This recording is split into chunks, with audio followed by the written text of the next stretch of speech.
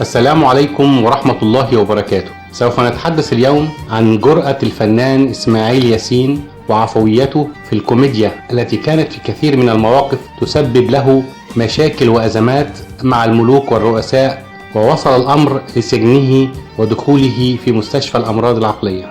أولى هذه الحكايات كانت مع الملك فاروق عام 1950، فقد دعا القصر الملكي الفنان إسماعيل ياسين لحفل خيري لصالح جمعية مبرة محمد علي، وتم إرسال دعوة لكبار رجال السياسة في مصر وكذلك الاقتصاديين والفنانين، من بينهم نجم شباك الكوميديا في هذا الوقت إسماعيل ياسين. عند بدء فقرة إسماعيل ياسين طلب منه الملك فاروق الكشف عن نكتة جديدة، واستجاب سمعة لطلب الملك وقال: مرة واحد مجنون زي جلالتك كده.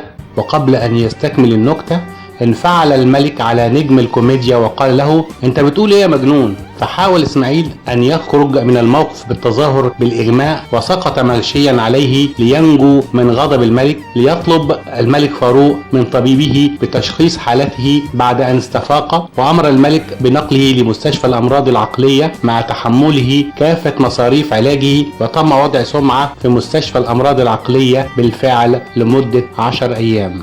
اما الحكاية الثانية التي تسببت في غضب الرئيس جمال عبد الناصر كانت لها قصة رواها الكاتب الكبير أنيس منصور قائلا: المشير اليمني عبد الله السلال كان في رحلة علاج بمصر في مستشفى المواساة بالإسكندرية، وكانت الدولة المصرية مهتمة كثيرا بالرئيس اليمني ووفرت له كل سبل الراحة، كما استعانت المخابرات المصرية بإسماعيل ياسين من أجل إضحاك المشير اليمني مقابل مبلغ مادي كبير، بالإضافة إلى سيارة خاصة تنقله يوميا إلى المستشفى. وبالفعل ذهب إسماعيل ياسين لمستشفى المواساة تخفيف عن السلال، وألقى عليه نكتة أسعدته للغاية، وطلب منه أن يكررها خلال زياراته المتكررة، فكررها الفنان الكبير على الرئيس اليمني حتى شعر إسماعيل ياسين بالملل من تكرار هذه النكتة، واقترح على السلال أن يسجلها بصوته كي يسمعها ويضحك عليها كل مرة توفيرا لمجهود حضوره إليه. ورفض الرئيس اليمني هذا الأمر، مؤكدا أن طريقة إلقائه للنكتة كل مرة هي التي تضحكه.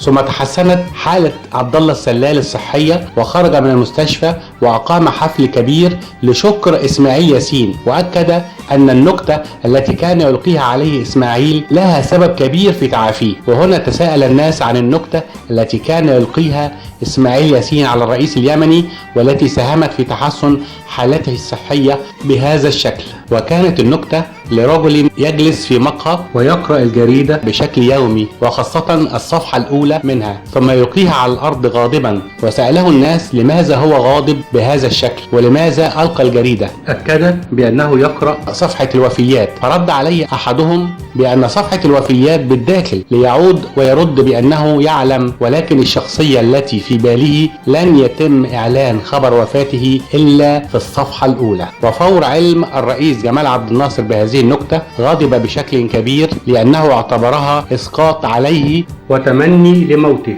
وأكد الكاتب أنيس منصور بأنه هو صاحب هذه النكتة، وقد قالها لإسماعيل ياسين، والتي أغضبت جمال عبد الناصر عندما سمعها من إسماعيل ياسين. أما النكتة التي ألقاها إسماعيل ياسين وأغضبت إسرائيل فقد ألقاها في احتفالات مصر بعيد الثورة في الستينات، وهي: مرة شيخ ضرير في فلسطين عاوز يعدي من رصيف لرصيف، فوجد رجلا فقال: والنبي يا ابني عديني إلى الرصيف الثاني. ولما قام الرجل بمساعدته في وصوله للرصيف الآخر قال له الضرير: متشكر يا ابني، ربنا يبني لك قصر في الجنة. فرد عليه الرجل قال له: ايوه بس انا مش مسلم، انا صهيوني. قال له: طب يا ابني على دين امك.